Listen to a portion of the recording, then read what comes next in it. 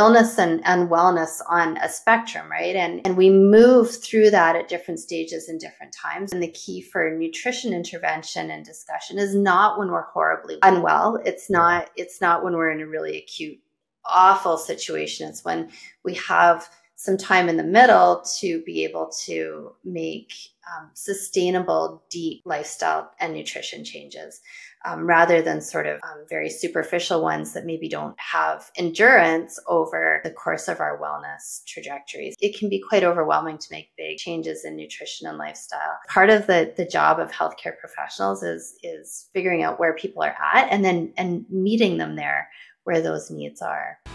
All right, welcome to the Fit Vegan Podcast. I'm your show host, Maxime Sigouin, and I'm the founder and CEO of Fit Vegan Coaching, a company that is on a mission to help 10,000 people get lean, thrive, and reduce their risk of chronic illnesses by 2033 and 1 million by 2050.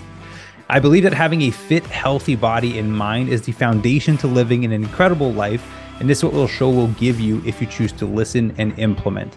Enjoy the episode and have a great day. All right, good morning, everyone, and welcome to another episode of the Fit Vegan Podcast. Today, I'm joined by a very special guest, Dr. Sarah Robbins, who is an MD and founder of Well Sunday, which is a gut health resource hub that combines curated, evidence-based nutrition and lifestyle learning resources with a growing community of people seeking to improve their gut health. She has over 20 years of experience in nutrition and gastroenterology. I think I said it properly. She takes complex scientific principles and transforms them into easy to understand, actionable advice. So Sarah, how are you doing today? I'm well, thank you. It's so nice to meet you and to meet your guests too. Yeah, same here. I'm happy that we get to record this. We had a friend in common, Dr. J, that put us in contact. Yeah, she's a wonderful colleague. Yeah, beautiful. People love Dr. Jade on the podcast. I've had her on quite a few times. Practical. Yeah. I think that's the key to a lot of things, really down to earth and practical advice that people can use. Yeah. Yeah, absolutely. So I would love to dive into your story. Obviously, there's the work that you do in kind of the realm of gut health, but you work with other areas of lifestyle as well. But I'm just curious about like your journey. How did you come to kind of this world of doing this work? Yes. So I grew up on a ranch in southern Alberta, which is like the classic farm family ranch. Where in Alberta? Imagine. It's close to Waterton National Park. So it for those of you who are in the United States, it's a little bit Montana-like or very close to Montana. Oh, beautiful. And just this big ranching farm family. So food and nutrition it was always part of my life. And I think my mom was kind of ahead of her time. And she cooked everything. Everything was homegrown. It was like, there was no additives, no chemicals. I just grew up like that. I didn't know any different. The first time I'd ever had store-bought milk was when I went to university. Like I had no idea what that concept was even like of having food that wasn't raised at home. And I guess through that, I ended up through various university journeys and ultimately in nutrition and then in gastroenterology. And I've spent a lot of time in my career really dealing with the far end of the spectrum of intestinal failure, when people can't eat, and how we nourish them through feeding tubes and through the vein and things like that. So just like this really the far end of illness and gut dysfunction. And gradually I've just really drifted back into helping people in a much broader, more practical way, think about gut health, think about wellness instead of disease, and just sort of really come back down into a much broader concept and interaction with a whole variety of different states of gut health, I guess, and nutrition.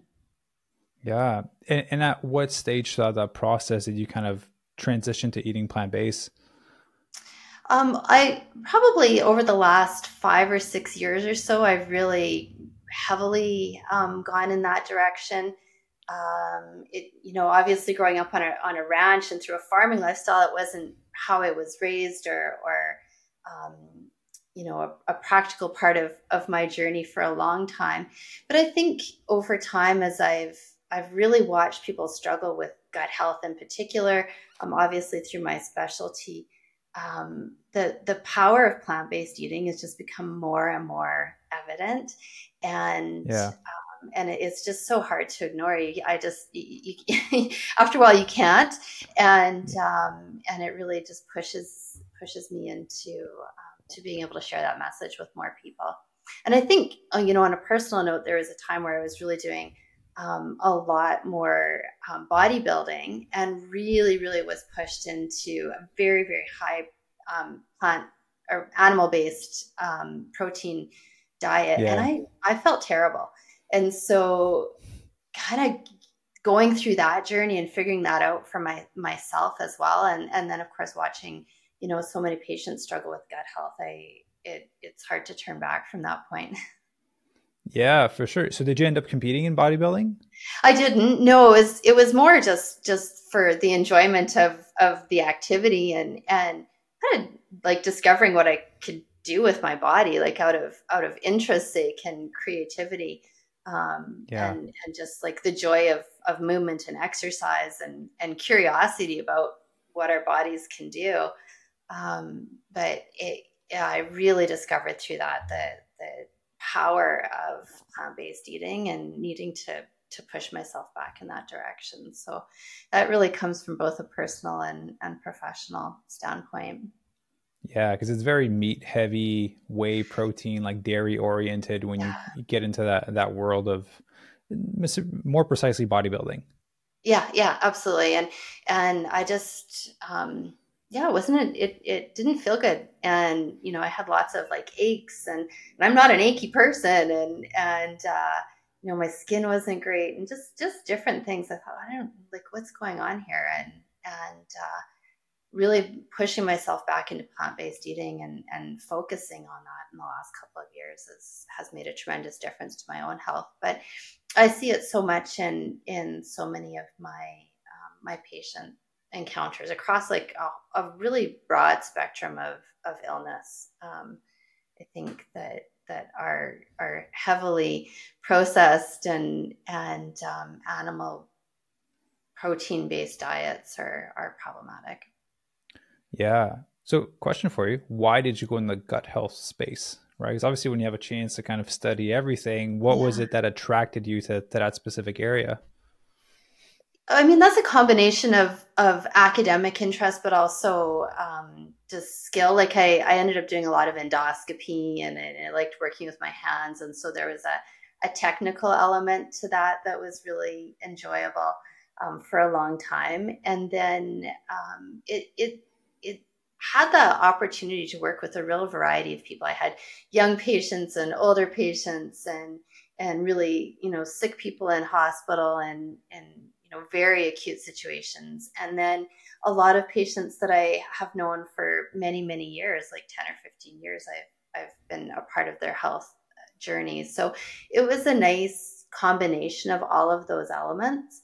But Yeah. as time has gone on, the excitement in some ways, or the thrill of a lot of acuity in medicine has changed for me, and I'm really more curious now around broader messages around health and health promotion. And I think bringing knowledge and information to a much broader group of people through different ways, like, like through this podcast and things like that, it empowers people so much differently. And these types of conversations just give people access to other ideas and information that they can really, grab onto and utilize so much differently than a traditional medical practice. So I've really kind of just drifted out of that technical part of things, and into this broader community of really just having discussions with people. Yeah. I think it just opens the door for a shift in perspective because they potentially would Absolutely. have never thought of, like, we're going to dive into it in terms of gut health and those lifestyle changes, but it's going to open up people's perspective as to, oh, I never thought that this could affect this, and this could be the result of me eating this way or living this way. Yeah, absolutely. I think it's just More than anything, really empowering people to think differently around health and how much they can influence they can have over their own health. I think quite often in Western medicine, we have this very illness-based model, and we sort of um, are feel like we're in the hands of our healthcare professionals to guide us and tell us what to do. And it so many people are seeking information around what they can do for themselves and how they can take their health back and influence and control that, with appropriate information and guidance. But it's not being given to you. It's like it's taking back that ownership, and yeah, these types of opportunities really are what allow people to do that. Yeah, that's why I'm trying to curate the guests for the show, to trying to bring in, good information and reliable information. So before we dive into the technical stuff, Yeah. I'm curious, you mentioned that serving your patients is kind of one of the things that made you transition more towards plant-based eating. Yeah. What is it that you saw, or that was like, I really need to change the way that I'm eating, that were in your patients, if you're allowed to share? But I'm curious as to like, what was it for you that shocked you so much that you're like, I should lean in this direction of plant-based eating? Well, I think healthy eating in general, is the value of that is so underestimated. And what's intriguing to me is how many people in my personal life as well as my professional life think that they're eating well, and they're not. And there's just no way around it. It got really interesting to me because there's just so many myths out there around food and nutrition and health information. And I mean, I can just think of thousands of people. I added up how many thousands of patients I've seen, and it's close to 70,000 patients over the last Wow. 20 years. Like it's a tremendous number. And when I really start to think about the spectrum of illness that I saw, most of it was related to lifestyle choice in some way or another. It was related to alcohol consumption, NSAID use or anti-inflammatory use, those types of medication classes, and then nutrition and lifestyle choices, sleep, exercise, included in that really had huge impacts, negative impacts on their health. So I mean, I could hardly even count how many patients I've seen over the years that have experienced that. And some of them are like very dramatic ways, in hospital, but there's this other sort of grumbling trajectory that I think a lot of people experience. They just don't feel good, but it's hard to put their finger on exactly what that is. So you mentioned that there were habits or eating patterns that people thought were healthy, like people think they're eating healthy, but they're actually not. What are some of those beliefs or rules or guidelines that people have that they believe is healthy, but it actually isn't? Yeah, I mean, I think a lot of it relates to processed food and food substitutes. Maybe like granola is an example, right? If we tend to walk down the cereal aisle in a grocery store and think that we're choosing granola, and that must somehow or other by default be healthy. But if we look at the label and we look at all the ingredients that go into High that, fructose corn syrup, oils, palm oil, and all of those things, then it's very clear that that's detrimental when we look at the data, and gut health is no exception to that. But it's perceived as a healthy choice, and there are so many examples along that spectrum. And I think that really adds up to our overall health outcomes, and gut health in particular. Yeah, like the granola was healthy when it was just the oats before they got coated by everything, ultimately. Or when my mom made it, or you cook it in your oven, like, awesome. But in most grocery stores, it's not. It's a function of food labeling and marketing, and yeah. So those are very broad and very insidious health messages that many people are receiving. Yeah. So I feel like in North America, like I feel there's a big disconnection between how people are feeling and the food that they are consuming. So I'm just going to make an assumption that a lot of people that go and see you potentially haven't made that connection yet. And so how do you kind of guide them through that? Because I feel like once people make that click, that if I eat this thing, I feel this way, people would be more aware of the food that we would be putting in their mouth, and it would relieve a lot of problems. Yeah, absolutely. I think part of that depends on where people are in their illness trajectory and what they need. And so if we think of illness and wellness on a spectrum, right?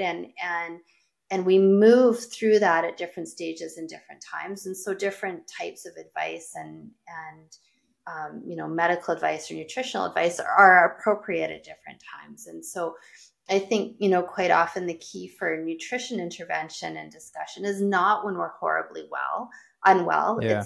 It's not when we're in a really acute, awful situation. It's when we have some time in the middle to be able to make sustainable, deep lifestyle and nutrition changes, rather than sort of very superficial ones that maybe don't have endurance over the course of our wellness trajectory. So that conversation really depends on where people are at in their health journey, and timing is kind of everything, because it can be quite overwhelming to make big changes in nutrition and lifestyle. And there's times in our lives where that's very challenging to do, and there's other times where it's like it's a natural fit and it's a natural trajectory of making positive health change. So I Yeah. think, that's part of the job of healthcare professionals is figuring out where people are at and meeting them there where those needs are. So let's just imagine that the people that are listening are in the middle, right? They're in between that illness and kind of wellness Yeah. area. What are some, you mentioned there's superficial things that potentially could be recommended that won't necessarily last a long time. And there would be things that might be a little bit more useful in the long term. What are some of those? I don't want to do like a myth debunking Yeah. thing, but Yeah. kind of, right? Like what are the superficial ones and what are the ones that are actually, functional that actually Yeah. make a difference? Well, I think that, one of the things that I see a lot is persistent elimination. So we live in this world of subtraction, of take away this, take away that, take away that, and look and sort of hope for the best, rather Yeah. than thinking of bringing abundance and diversity into our nutrition and into our lifestyles.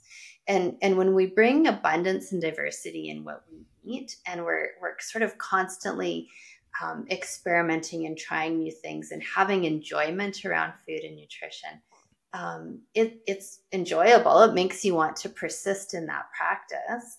But from a gut perspective, for example, you're bringing all of that to your microbiome. You're bringing that to your body, and so one of the really broad concepts that I'd like people to start to think about is just abundance and diversity, rather than this constant subtraction or elimination around different food categories.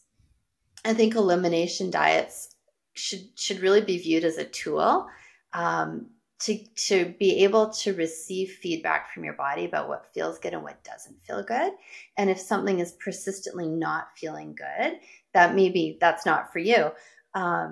But continuously eliminating or not allowing yourself to experiment and add that back, eventually I see people have this more and more and more narrow base of their diet, and it's not surprising they don't feel well, because they don't receive an abundance and diversity of nutrients. And when we think about that from a gut health perspective, our microbiome doesn't get this abundance and diversity of nutrients that really fuels abundance and diversity of microbes and different cell types and processes. Yeah, because I think it's true. A lot of people, when they go through a certain level of illnesses or gut health issues, they start to remove a bunch of things where they get to the place where, hey, I can only eat grapes and apples and cashews, and that's the only thing I can digest. And then therefore that's the only thing they live on. It's a massive exaggeration, but people kind of limit their foods to 4 or 5 things that they know doesn't hurt their stomach, and they just try to live off of that. It's not an exaggeration. Like, it's truly not. I see people with very, very limited food, and because they don't feel well. And so, Yeah. some of the work in there is the slow and gradual reintroduction of food. It's always, your gut's kind of like, it is a muscle. It's a big, long muscle. And if you thought about your quads and you train it for a race, and I think that we can think of our gut similarly. Like, you train it, you learn slowly over time how to adapt and reintroduce foods and diversity and abundance. So I'm gonna use a bodybuilder term, but you can progressively overload your gut with certain foods, I don't know right? about overload. I think overload would be uncomfortable, Yeah, but I mean gradual progressive. If your gut can progress. handle like half a cup of oats, then maybe you go up to, three quarter in a month from now. Like you get your Exactly. body used to a little bit more every time. Yes, yes, yes. Progressive exposure, and like, we could think of it in terms of duration and intensity in some ways, and there are a lot of things that we can gradually adapt to and get more used to. Having said that, I think, there are some things where if you're trying them persistently and they don't feel good, it's probably not for you. My dad's 86. He can't eat cucumbers. He always gets an upset tummy if he eats cucumbers. He's never going to eat them. He's 86, and he feels perfectly well if we don't include them. And so, I don't think that that's any great loss, because he has this abundance and diversity in so many other things. Yeah. But it's like when you never kind of retry and test, and then little baby doses, and again, and just increase exposure a little bit over time for a lot of things we can adapt.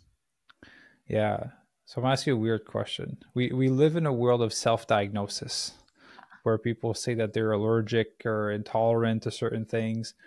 How do you I don't want to encourage self-diagnosis, but most people will still do it, even Yeah. we tell them not to. But how do you figure out that line between I'm allergic to it, I'm intolerant to it, or I just need to build up my gut health tolerance to that Yeah. specific food or that Yeah. that group of food? It's a good question. Allergy is a term that gets used a lot, like very liberally in our sort of media and our language. And allergy really refers to a very specific immunologic phenomenon, right? And so most of us don't have that much in the way of food allergy, where we truly experience that immunologic phenomenon of mast cells and histamine being released, and all these sort of and a subsequent inflammatory cascade that happens. For most of us, food is poorly tolerated, and a lot of that relates to the process of digestion and fermentation.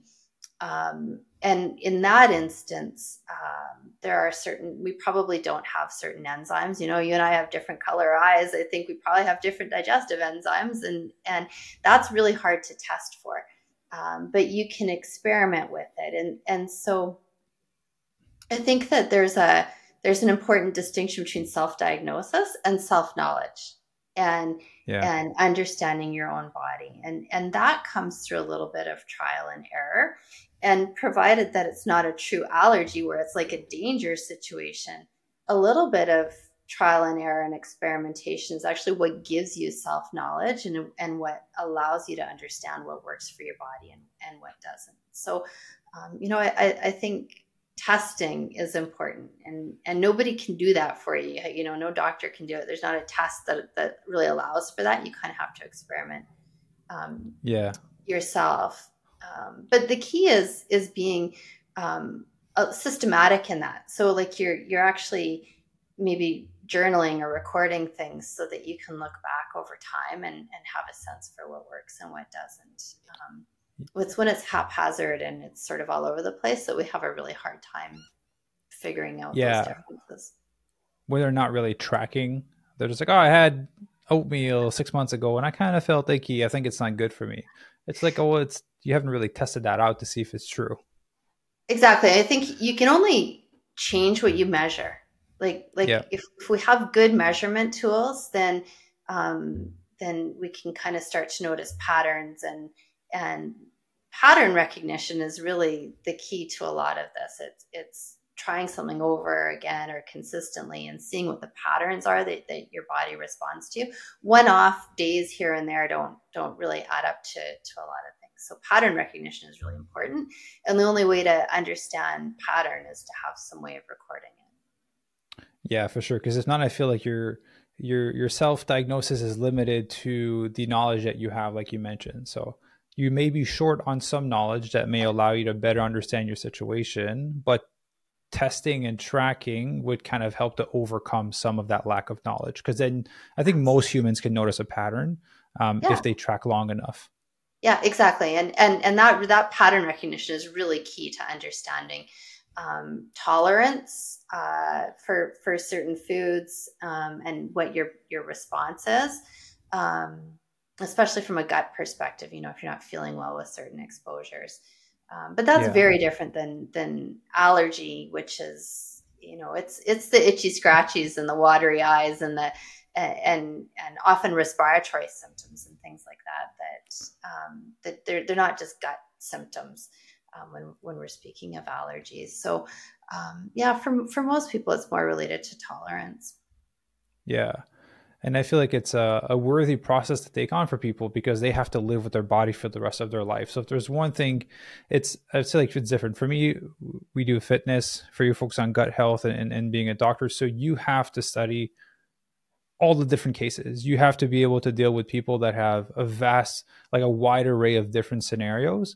But for people listening that are not in this health space, if they can just master themselves, that's all they need to know. They don't need to know how to deal with someone that has a different condition because they're not going to treat them.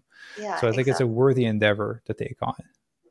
Yeah, I think measuring it really allows you to kind of figure out some of the subtleties. And when I think about gut health, more and more, I am really fascinated at the role of the gut-brain connection and mental health on gut function. And it's really hard if you've got gut symptoms to tease out, is it the food I ate or is it my mother-in-law that's in town that stressed me out for the weekend? And so it's bad for the gut health. It may be. And so if you don't track that and have a consistent measure of like, okay, is there something that's happening in my life that's related to stress or lifestyle or mental health? Or is it consistently that this one food that I ate that gives me an upset tummy? It's really hard to sort that out just in a day or two over the course of the weekend. You need tracking so that you can find that pattern recognition. Yeah. So you mentioned gut-brain barrier and kind of the connection between the mind and the gut. Can we talk a little bit more about that and how it would have an effect? And I got a few scenarios for you that I want to dive into that are Sure. a little bit controversial. I'm just writing them down so I don't forget. Yeah, the gut-brain connection, I think, is incredibly powerful. I personally think in most of my career, we have underestimated the power of that connection or in some way belittled it, like said, like, it's all in your head, or people kind of get this message. And in fact, your gut and your brain are having this incredible conversation back and forth all the time. And it's really, really powerful around your health. And it's actually an opportunity for intervention and an opportunity to really improve your, not only gut health, but your overall health, to start to thinking towards your mental and emotional health. So rather than being something negative or that should be belittled, it's actually this wonderfully powerful tool that I think is very under-recognized. Yeah, for sure. Are you familiar with Chuck Carroll? I'm not. No, so he's the host of The Exam Room. The people listening probably very familiar with him. I just recorded with him today, which probably came out the week before this episode goes live. He's 5'6", he was 420 pounds and went down to 140 pounds. So he's down like 265 plus pounds. And we talked about like how depressed and anxious he was from eating, Taco Bell's, extra large pizzas, drinking Gatorade, taquitos, all these types of food. Like there's a direct collection. If you eat like shit, you'll probably notice that you feel like shit, to be honest, after. Yeah.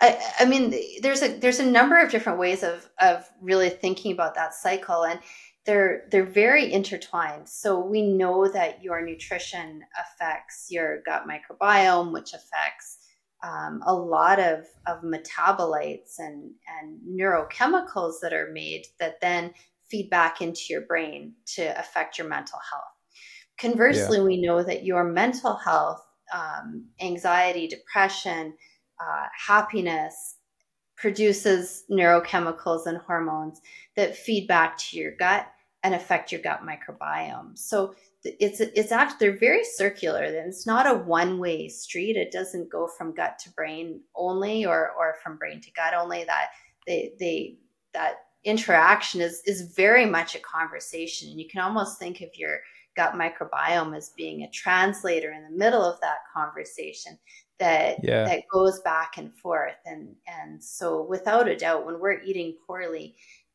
that has an impact on our mental health and our emotional wellness. But similarly, having good emotional and mental health also impacts the health of our gut. So that would basically, it's a vicious cycle, because that would explain why if people that have a food addiction are going to eat some processed food that wouldn't be good for them, it would make them feel depressed and anxious. But because they're depressed and anxious, that's going to be fed to the gut health, which will make them want to eat more shit food, which make them more anxious and depressed. Yeah. And I can see how it would be hard to break that loop if it's being fed, back and forth. It And yeah, is. you just kind of get stuck. Absolutely. It is very much a vicious cycle. They're very tightly intertwined. I think that can sound a bit overwhelming. Like, how do I break that? But the thing I love about cycles is that you can intervene at any point in that circle and have an ability to change or to break it. And so, one of the things I see people often do when they think about that interaction, the gut brain interaction, is repeatedly try and change nutrition and figure that over and over and over again. But it's Yeah. equally powerful to say, I'm going to intervene at a different point in this cycle. It's all a circle, they're all interrelated. So why don't I, instead of focusing on nutrition, focus on my mental health and see if I can break or change that cycle by coming at it from a different angle. So, Yeah. I think that can be a very powerful way of thinking about some of those biologic interactions. Is it just gives us a lot of different opportunities and points of intervention. Yeah, because if you tackle it from both angle, you're like, hey, I'm just gonna meditate. May seem like an overwhelming task for a lot of people at first. Like, hey, if I just go for a 10-minute walk without a phone, I just spend time in nature, and I'm gonna have a green smoothie when I come back. I may still have whatever vegan version of McDonald's would be, or a McDonald's if you're into it. But then at least you're starting to kind of interrupt that pattern with healthy thoughts, but also healthy chemicals to kind of change your thought pattern. And yeah, Yeah, it's actually absolutely. pretty easy to interrupt. Easy, but you just can throw these two things in there. Yeah. Well, it's the small. It's true. Like, I mean, health it's the long game. You're in it for the long game. It's not a short game. And Yeah, so the small interventions are additive, and small interventions on a number of different points. If again, we think about a vicious circle, they can be very powerful because they add up. yeah. So I want to ask you a question about the gut health. So you tell me if you're comfortable with it. Sure. So when people talk about the gut health, obviously some people talk about eating whole food, plant based, focusing on diversity, getting the gut microbiome, and I think a lot of my listeners are aware of that. Mhm. But I want to try to address the people that need to convert to whole food, plant based eating. So there's been a big movement of carnivore eaters saying that it helps with different health situation, different gut health situation. If you're familiar with Michaela Peterson, Jordan Peterson's daughter, yeah, she had, like, was it IBS or Crohn's? But she was like, oh, going carnivore helped with all of that. Like, I love your thoughts as an expert Mhm. on that, because Yeah. I don't have a lot of say in it. I just piggyback off of you and Jade and Dr. Lori when you give credible advice. Yeah, yeah. So, a lot of gut sensation of feeling unwell really relates to like gas and bloating. It feels Yeah. really uncomfortable, and so and that just drives a lot of gut health issues and our gut microbiome as well. And so I think that there are aspects of a whole food plant-based diet that can, in the short term, feel more uncomfortable because plant foods ferment, animal-based proteins don't, and that process of fermentation often creates a lot of gas and air. And if your gut is unwell or damaged for some reason, in the short term, that feels more uncomfortable. Yeah. So, if you're really feeling unwell and you really restrict a lot of fibers and plant-based foods that ferment, you will reduce gas and bloating, which is really what causes like stretch and distension and discomfort. And if you've got strictures or damage to your bowel, fibrous foods they're rougher, or they're more likely to get hung up in those areas. So short term, I can see how people will feel better by eliminating a lot of plants. Long term, though, this is where things get tricky, because we know that in order to really facilitate a healthy gut microbiome that is diverse and abundant, and that is producing chemicals that result in healing of the gut, that needs to be plant-based. And so the challenge, I think, is a little bit more in the transition and the how. If we look at the long-term data, there's really no question in my mind that a whole food plant-based approach is going to get you the long-term gut health that you're looking for. So I think that a lot of that advice is sort of very short-term and nearsighted, but it's not going to get you through the long game to gut health. Yeah, and I'm on board with you. I don't want animals to have to suffer. And again, it is a very short-term, I think, solution as well. So covering that transition is the thing that's the roughest for a lot of people before it starts to get better. That would be the same scenario for people that are ultimately just transitioning to eating whole food plant-based from a meat-based diet. So are there ways to kind of alleviate some of that bloating that people experience at the beginning? Or is it just about like, hey, let's just manage it, it's going to go away at one point? Because I know it turns people away from veganism. Yeah, it does. Yeah. I think people really struggle with that. So, I think that it gets back a little bit to our earlier conversation on duration and intensity. and so small little bits is really the key to success, whether you're gradually increasing abundance and diversity and trying a variety of new plants. Small introductions is usually the way to go. And I think that's also true for volume of food, and in particular volume of fibers. If we do that like very, very slowly, and I think much more slowly than people appreciate, over time, that will start to get easier and it will start to feel better. And sometimes there are a few exceptions. My dad and the cucumber is the example, right? Where you try it several times and you consistently don't feel good with that particular thing. I don't think it's a big deal here and there to have a couple of foods that you don't tolerate. There's so many other things out there. It's okay. Yeah. But it's the very slow, very gradual introduction that really is key to success. And sometimes I'm in like tablespoons at a time of adding fibers and different legumes and vegetables and things like that, because it can be, if you're not used to it, if your gut is adapted to cheesies, like it's a big shift into fibers and things. So that takes a lot of time. Yeah, for sure. And it's giving people that self time and just understanding that their body's going to change as they go through it. Remember, I made my dad try veganism for a week, and we're from a farming background. I actually used to live in Rocky Mountain House in Alberta. So for a long time. So yeah, I grew up a redneck basically. We're almost neighbors. Yeah.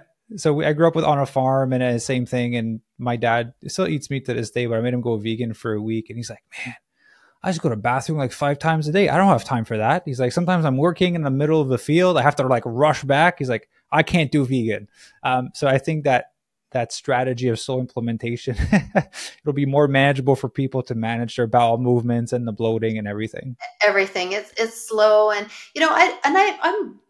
I'm not all or nothing about anything. I think there's so much room for diversity and trial and error. And I think, sometimes the thought of making this complete shift to being vegan is overwhelming for a lot of people. But it's okay to think about being more plant forward, more plant based, having more diversity and abundance. And it's kind of like, for a lot of people, it's just a gradual transition through what's practical in a lot of ways. Like it's, what you have from a knowledge base, what you are, your capacity for cooking or time or all that kind of stuff, right through to what your gut tolerates. They're kind of baby steps. And it's true. I find a lot of people, when they make a sudden transition and they dive right into something, they tend to have the most side effects related to that. And so it's just kind of a matter of just slowly peeling back and then gradually reintroducing things. Yeah, I'm definitely one of those people. I went from a bodybuilding type of diet, a dozen eggs for breakfast, 3 chicken breasts every 2 hours for 5 meals a day, to the next day, like whole food, plant-based vegan. And that was almost a decade ago. But yeah, those first few months were rough on the gut. I felt uncomfortable, but I was committed, but I was uncomfortable. You were dedicated, but if you've got an underlying illness to begin with, like if you've got irritable bowel, you've got, inflammatory bowel disease or something like that to begin with, that transition is a tough one because it's really amplified. So, if you have a healthy gut, it can be hard. If you've got some GI distress to begin with, that transition is just that much harder. And I think allowing a little bit more grace. Don't do what I did. Yeah. I was eating a chicken farm every day and like 6 scoops of whey protein. So my gut was all over the place. But I'm happy I changed because it helped it tremendously. Yeah, I just go back to the long game. Like our health is never a short game. It's really thinking about the long-term consequences of our interventions and our health behaviors. And I find that easier because there's so much more grace in that. Like, maybe today wasn't perfect, but tomorrow can be better. And it takes away a lot of pressure in this sort of all or nothing. If you think I've got to achieve a certain milestone, within the next 8 weeks, most of us don't really need to. We can kind of approach like this bigger long-term picture of health, and that gives us a lot more time and grace. For sure. I'm trying to pass that message along. I work with a lot of type A overachievers, as am I. It's tough to just be like, I'm gonna set it down, I'm gonna get it done for this time. And you're like, no, it's okay if it takes 3 times longer. The brain struggles with that big time. It's true. But the slow and steady wins better, for sure. Yeah, absolutely. Love to ask about lectins. So there's a lot of messages online that plants and vegetables are bad for you because they contain lectins. They're bad for your gut health. So I would love your take on that. Yeah, I think, the science around that is not very strong. So as a gastroenterologist, it's not a big question on my list. Most of the people that I see that are really concerned about lectins, to be honest with you, they have so many other things going on. I'm not convinced it's just the lectins. Like there's a much bigger picture, and it's almost like they're kind of at wit's end. And so we're going after lectins. I don't think it's that big of an issue for most people, but I would say that that's probably true for, a lot of different, individual components of food. For a long time, gluten was like the big thing that we all paid attention to, and there's always like these food components that come to our attention, and then 5-10 years later they sort of wax and wane in terms of the degree to which they have a really big impact. So I think having some awareness around different components of food is important, so you can kind of start to, again, journal and measure and see if you really think it's having an impact. But I think the overall impact for the vast majority of people is very minimal, if any. Yeah, I feel like you mentioned, it's just there's other things happening, and this happened to be a side effect of it ultimately. Yeah. So how big of a role does stress play on digestion, right? Because you'll hear often you want to sit down and be present with your meal. You want to make sure that you chew. You want to make sure you're in a calm state. Versus if you're stressed driving, put up your makeup on and driving to work, your body might handle that food very differently. Yeah. Well, I think there's two elements to that. There's the eating behavior that we have that has a big impact on our gut. And then there's the role of stress and mental health, and they're slightly different. So, when we think about our eating behavior, we talk so much about what we eat. Lectins are a great example. All these various components, but how we eat and why we eat is equally important. So, I always see the small bowel is a little bit like a drip line. Like it needs a small little bit of food sort of continuously to really be able to digest and then absorb nutrients. So our stomach has this job of expanding, and it can expand very, very quickly. But we all know what that's like, to go and have like a massive holiday dinner and eat a lot, Yeah. and how uncomfortable that feels after, a big turkey dinner, Christmas dinner. Like, we've all done that, right?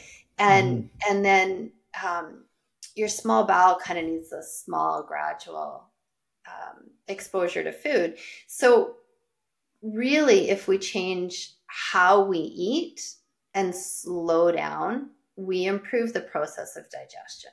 So that the running and having a sandwich and being in the car and driving and all that kind of stuff, it's the rapidity of eating that actually gives us a lot of discomfort. We don't have time to grind food down and release it slowly into the small bowel. We actually ingest a lot of air when we do that, which most people don't even think about. So it's called aerophagia. We ingest air when we're eating quickly or sucking through a straw. And that air has got to come up or down. It's got to go somewhere. So those health behaviors definitely impact gut function and digestion.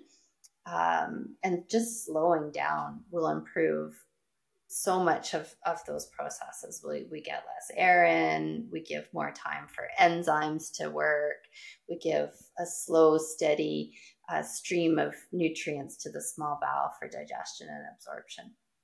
The other part of that question, though, is really asking about the role of stress on gut health. And I think, again, that gets back to this concept of the gut-brain axis. And we know that those are very tightly intertwined. And I think the role of stress on gut health is tremendous and very underestimated. It's probably the number one area that I think people ignore. Like, honestly, if I could give one piece of advice, most people know, they may not do it, but most people know they need to eat well to have good digestive health.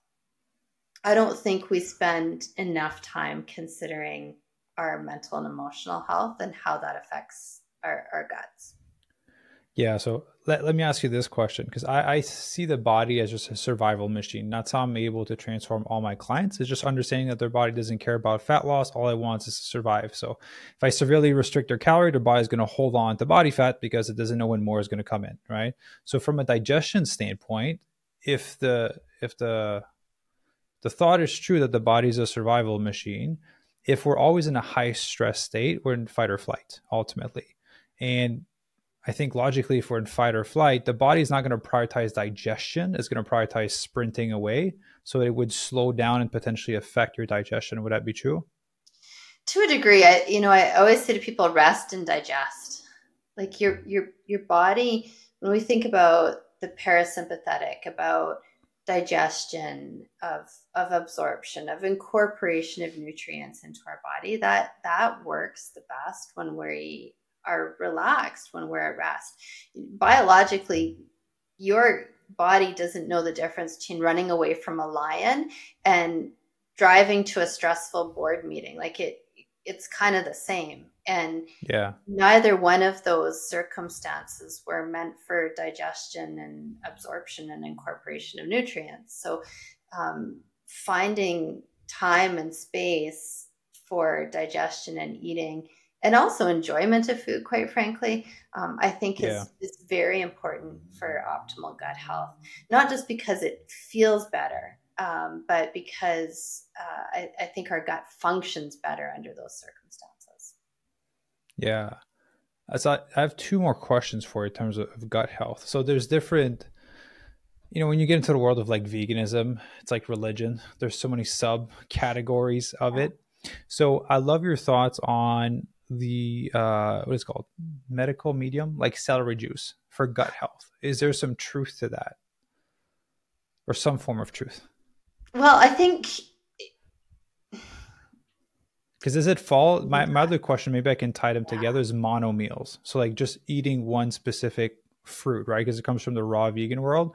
If you eat one specific fruit, does it help to improve digestion? Because celery juice is just celery, so they kind of are similar. yeah, I there's very little scientific evidence that supports that conceptually. Um, I think that in a practical manner, sometimes what that does is it slows us down, and it really reduces a lot of you know it's harder to digest a whole bunch of different things at once, right? Like if you're giving your Yeah, body protein and fat and carbohydrate, and it's all in and a whole complex, bunch of simple fiber, and it's carbs. all in Yeah, one big large meal, it's fair that that is going to require a little bit more work on the part of your gut and bile tract and pancreatic secretions and everything than a very simple meal. And solid versus liquid is also really different for your gut. So yeah, those two things are different. I don't think that a single nutrient or a single vegetable source um, really has that much impact on overall gut health. And if anything, it gets away from the concept of diversity and abundance, which we're really trying to promote when we think about the health of your gut microbiome. And what's good for your microbiome is good for your body, right? Like we want diversity and abundance so that we're getting a variety of different phytochemicals and nutrients and minerals and vitamins and all those things to support overall good health. And so when we narrow our spectrum consistently, I don't think that we contribute to that diversity or abundance in any way. So, overall, the data that we have around eating a very narrow spectrum of any particular food is extraordinarily limited. yeah. I appreciate you saying that, because there's a lot of, again, different school of thoughts out there. And once you get into the vegan world, there's areas that I think that are more science based, and then not saying that this one is in this particular, but it gets to get a little bit like hippy dippy, and it's just like, hey, I felt good once, and now I'm going to promote this thing. So Yeah.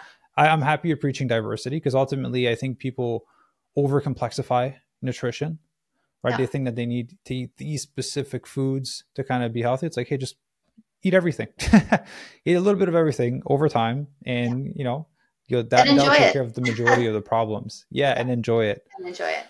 Yeah, Yeah. Yeah. So I think that sort of very narrow spectrum overall is counterproductive when we think about all of the cellular processes that we want to be able to support. It does, in some ways, maybe speak to the power of belief, though. And yeah, again, that actually is pretty cool when we really believe strongly in something being able to change our health outcomes. It speaks to the power of the mind and to our mental health on our overall well-being. And so as scientists, we maybe view that negatively as it kind of messes up our experiments. But when we think about the wellness of individuals, the power of the mind is incredible, and it's something to be celebrated. And so in that sense, we can look at a lot of different things and probably just see the power of belief in them. And that's actually kind of a neat thing. you familiar with Dr. Joe Dispenza? Yeah. Yeah. Okay, cool. It's like kind of falls within that realm, but it is very powerful for sure. It is. So I'd love to kind of end on some tangible pieces of advice that people can implement after listening to this podcast episode. So and again, I'm going to say this to the listeners, everything Dr. Sarah is about to share won't change your life unless you do something with it. It'll just be cool shit that you can tell your friends. So actually use one of them. All right. So what are things that people can kind of implement or put an emphasis on or bring more into their awareness to start either improving or just completely leveling up their gut health? Yeah. So the first one is gradually slow introduction of fiber. So if you don't have a lot now, I mean, I think a lot of your listeners probably are plant-based and getting lots of fibers, but if you're not, that very slow, gradual reintroduction is incredibly powerful for your overall gut health, promoting the health of the gut microbiome. I think mental health cannot be underestimated when we look at our overall health and gut health in particular. The gut-brain axis is really, really powerful. And so those small little ways that you can find mindfulness, meditation, improve your mental and emotional well-being, they are going to have a significant impact on the overall health of your gut and even directly on the health of the gut microbiome. So small little areas of mental and emotional wellness, I think, are critical for gut health. And then really encouraging people to move towards diversity and abundance. I think it's a nice way of being. It's a nice way of living. And it's good for your body. It's good for your gut microbiome. Beautiful. So ultimately for the people, as much as those sound like simple pieces of advice, the reason why most people don't implement them is because they're actually so simple that they're so hard to implement. Because people want to no, tell me to just buy this product or do 10 push-ups, do a backflip, twirl on my head 10 times, and it's going to solve my problem. They would rather do that than actually take action on these small things day in and day out. Yeah, I think that the day in, day out, sleep, mental and emotional wellness, exercise, diverse and abundant nutrition, and community and connection, those 5 things, they're like the everything is based on those. You can't supplement your way out of any single one of those things. They're the foundation of well-being and health. And they're the slow, steady, consistent habits that are going to make a huge difference. Yeah, it just made me laugh when you started listing that list, because that's every LA girl will post that shit once a week, but it's because it's true. It's the basics, right? Get sun, move, drink water. I think my wife posted it, I think 2 weeks ago. So yeah, every LA girl is posting those, it works.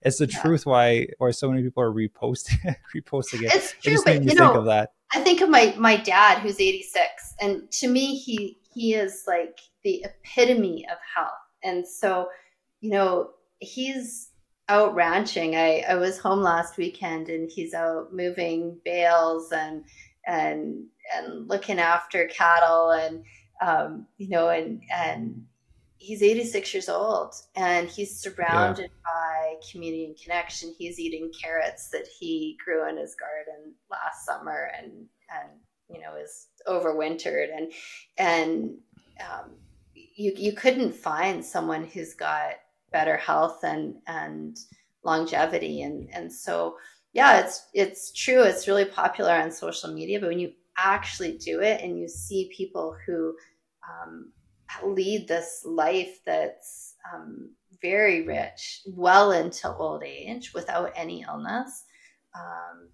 that's when you really can appreciate the wisdom of the simplicity. Yeah, they are the deadlift, the squat, and the bench press of life. Absolutely. The basics have always worked to get the job done. That's true. Well, Sarah, honestly, a massive thank you for taking the time to jump on the podcast, record, and share the valuable information. I appreciate you exploring these different paths with me. That was really fun. I know I don't get to bring these things up with everyone, so I'm happy you're able to explore them. Yeah, my pleasure. It's awesome to meet you, and look forward to connecting again. Absolutely. And so for everyone listening, I'll put all of Dr. Sarah's link down below. I know you have some courses. You have a lot of resources on your website. So I'll put all that in her Instagram. And do you have a YouTube channel as well? I don't. It's maybe Okay, in the works. perfect. I'll put the website, which everything will be linked on there. Thank you very much, everyone, for listening, and we'll see you in the next episode. Bye.